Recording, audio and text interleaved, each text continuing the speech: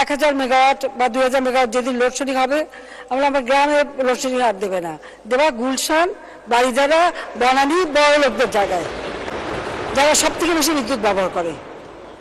বাড়িতে লিফট, বাড়িতে টেলিভিশন, বাড়িতে এয়ার কন্ডিশন, তো তারা একটু 2 ঘন্টা করে দিলে আমার কিন্তু অনেক সাশ্রয় হয়, আমার কৃষকের আর অভাব হবে না। এখন তো সেটাই করবে।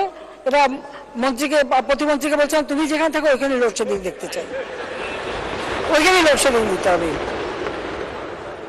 কেউ কেউ প্রশ্ন হয় যে বাংলাদেশের রাস্তা বানাতে এত খরচ কেন?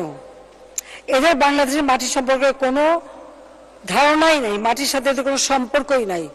আমাদের মাটি এটা একটা বদ্বীপ, আমাদের মাটি দোআঁশলা মাটি, যাকে বলে জোড়া মাটি। এই মাটি নরম মাটি, এখানে যে কোনো কিছু করতে গেলে যেন তেন করে বানালে তো 2 দিন পরে সে রাস্তা থাকে না।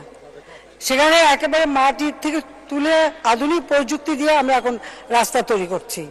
রাস্তা যখন চলেন তখন দেখেন না, তো খরচ তো লাগবেই।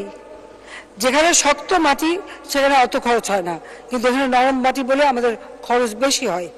এটা খুব স্বাভাবিক ব্যাপার, এটা নিয়ে প্রশ্ন তোলার কিছু নেই।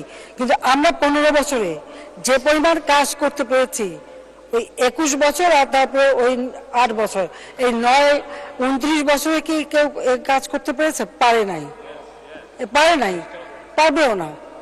কারণ প্রজেক্ট দিয়েই তো আগে টাকা খাওয়া, আর আমরা প্রজেক্ট শেষ করে ছাড়ি, ওখানে টাকা খাওয়ার কোনো সুযোগ নাই।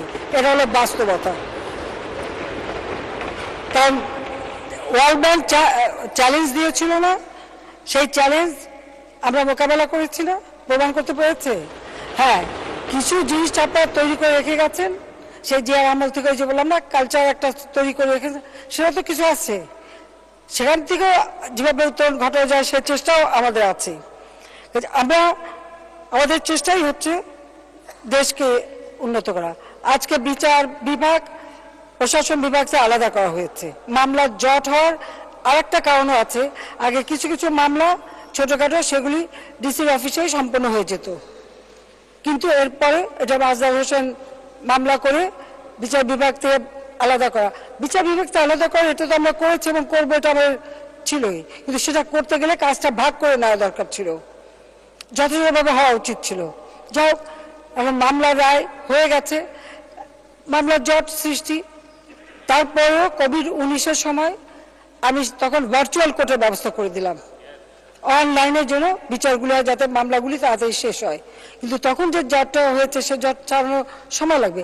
আমরা বিচারক নিয়োগ দিচ্ছি, নতুন নতুন আদালত ভবন করে দিচ্ছি, বিচার বিভাগকে সম্পূর্ণ স্বাধীন করে দিয়েছি।